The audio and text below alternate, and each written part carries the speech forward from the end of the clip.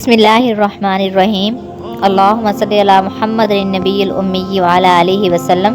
جب آزمائشیں بہت زیادہ ہو جائیں، تکلیفیں بڑھ جائیں، پریشانیاں حد سے گزر جائیں اور مایوسی چھانے لگے تو انسان کو چاہیے کہ اپنے آپ سے نکل کر، اپنے حالات سے نکل کر اپنے ارد گرد کے لوگوں کو دیکھے۔ ان لوگوں کو ان سے بھی زیادہ مصیبت پریشانیوں نے گھیرا ہوا ہے، لیکن اس کے باوجود ان کے حوصلے، ہمت اور ان کا ایمان مضبوط ہے۔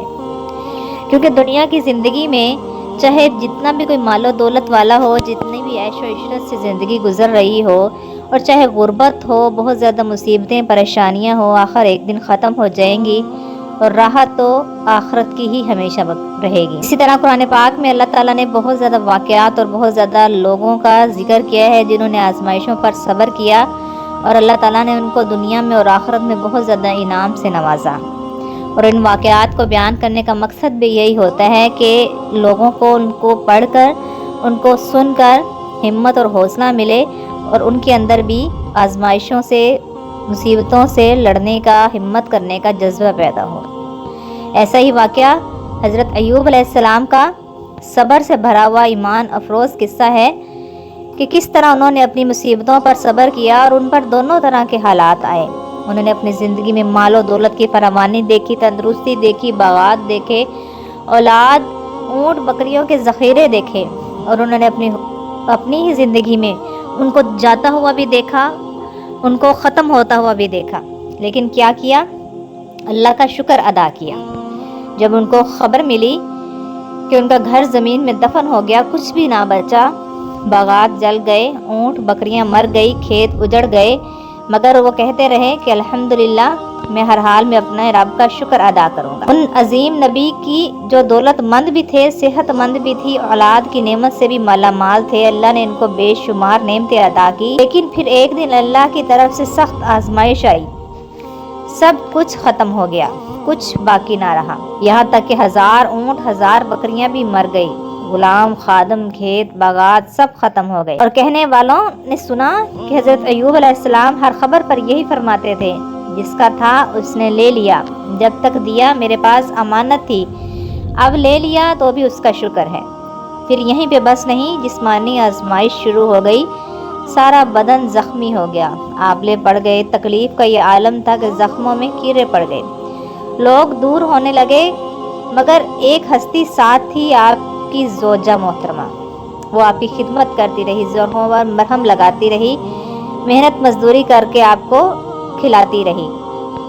ایک دن وہ غمگین ہو گئی اور کہنے لگی، آقا کب تک یہ تکلیف، کب تک یہ درد؟ اللہ سے دعا کیجیے، اللہ آپ کو شفا نصیب فرمائے۔ حضرت ایوب علیہ السلام نے فرمایا، میں نے نعمتوں میں بھی اللہ کی عبادت کی، اب آزمائش ہے تو اب بھی اسی کو یاد کروں گا۔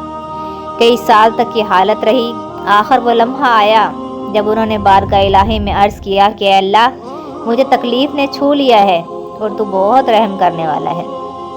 اللہ نے دعا قبول فرمائی اور حکم دیا کہ زمین پر پاؤں مارو۔ آپ نے پاؤں مارا تو ٹھنڈے پانی کا چشمہ پھوٹ نکلا، اس سے غسل کیا تو جسم کا ظاہری حصہ ٹھیک ہو گیا، پھر چل کر دوسری جگہ پاؤں مارا تو دوسرا چشمہ جاری ہو گیا اور اس کے پانی نے اندرونی بیماریوں کو ختم کر دیا۔ پھر اللہ نے آپ علیہ السلام کو جنتی لباس پہنایا، نورانی صورت ایسی دے دی کہ زوجہ محترمہ بھی پہچان نہ سکی اور حیران ہو کر کہنے لگی، کیا یہ آپ ہیں؟ اللہ کی قسم آپ تو بدل گئے، آپ پر تو جنت کا نور اتر آیا۔ شفا پا کر دونوں اللہ کے حضور سجدے میں گر گئے، اے رب تو نے دکھ کو راحت میں بدل دیا، الحمدللہ۔ جب وہ گھر سے باہر آئے تو منظر بدل چکا تھا، جو وادی ویران تھی وہ سرسبز ہو گئی، باغات لوٹ آئے، جانور پلٹ آئے، آسمان سے سنہری بارش برسنے لگی جو اللہ کی رحمت تھی۔ ایک بار آزمائش میں دونوں میں بیوی سے کچھ دیر ہو گئی تو حضرت ایوب علیہ السلام نے بے قراری میں یہ قسم کھا لی کہ اللہ صحت ملے گی تو میں 100 کوڑے ماروں گا۔ جب شفا ہوئی تو پریشان ہو گئے تو اللہ نے حکم دیا کہ پریشان نہ ہو، 100 تنکوں والی جھاڑو لے کر ایک مرتبہ مار دیں، آپ کی قسم پوری ہو جائے گی اور سختی بھی نہیں ہوگی۔ آپ علیہ السلام نے وہی کیا اور قسم پوری ہو گئی۔ آزمائش کے بعد حضرت ایوب علیہ السلام نے 70 سال آرام و نعمت میں گزارے، آپ کی قوم بھی حضرت ابراہیم علیہ السلام کے دین پر قائم رہی۔ بعض اقوال میں آتا ہے کہ آپ نے 99 یا 80 سے بھی زائد سال عمر پائی۔ یہاں یہ بات بھی ایک یاد رکھنے والی ہے کہ حضرت ایوب علیہ السلام کے بارے میں کہتے ہیں کہ انہیں کوڑ یا جذام جیسی بیماری تھی، لیکن یہ بات درست نہیں۔ اللہ اپنے نبیوں کو بھی ایسی بیماری میں مبتلا نہیں کر سکتے جو ان کو لوگوں سے دور کر دے یا لوگوں کو ان سے دور بھگائے۔ اللہ اپنے مقرب بندوں کو آزماتا ہے، یہ اللہ کی ناراضگی نہیں بلکہ محبت اور قرب کی نشانی ہے۔ جیسا کہ ایک صحابی رسول صلی اللہ علیہ وسلم سے پوچھا کہ لوگوں میں سب سے زیادہ آزمائش کس پر آتی ہے، تو آپ علیہ السلام صلی اللہ علیہ وسلم نے فرمایا آدمی کی آزمائش اس کے دین کے مطابق ہوتی ہے۔ دین مضبوط ہوتا ہے تو آزمائش بھی سخت رہتی ہے۔ آزمائش انسان کے ساتھ رہتی ہے یہاں تک کہ وہ گناہ سے پاک صاف ہو کر زمین پر چلتا ہے، اس پر کوئی گناہ باقی۔ لیکن ایک بات ذہن نشین رکھنی چاہیے، دنیا کی آزمائش کتنی بھی سخت ہو، چاہے مال و دولت ہو، عیش و عشرت کی زندگی ہو، یا آزمائش ہو، تکلیف ہو، مصیبت ہو، بیماری ہو، آخر ایک دن ختم ہو جائے گی اور آخرت کی زندگی ہمیشہ رہنے والی ہے۔ اس لیے اپنی آزمائشوں پر، اپنی تکلیفوں پر کبھی ناشکری نہ کریں، اللہ کا شکر ادا کریں۔ اور اگر کبھی مایوسی ہونے لگے تو یہ نہ سوچیں کہ ہماری دعائیں قبول نہیں ہو رہی، یہ ہمارے اعمال قبول نہیں ہو رہے۔ اللہ تعالیٰ ہر نیکی کا بدلہ آخرت میں ضرور عطا فرمائیں گے۔